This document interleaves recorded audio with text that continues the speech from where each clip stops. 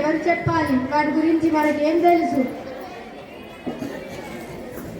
గ్రామ సేవకుడు ప్రవేశం మరియు వ్యవసాయ అధికారి ప్రవేశం.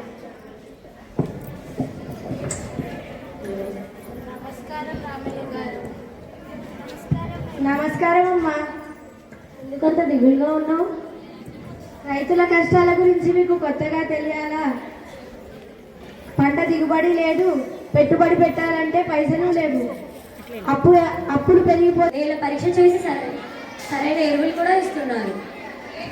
అవునా? ప్రభుత్వం నుంచి మనకి ఇన్ని ఉపయోగాలు ఉన్నాయా? నాకు తెలియదే. అంతేకాదు రామయ్య, మీరు ఆర్థిక వ్యవసాయం వైపు నడిస్తే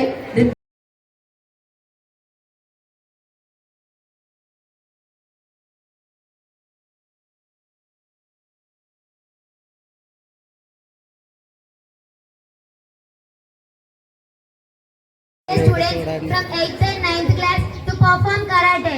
Give them a big round of applause.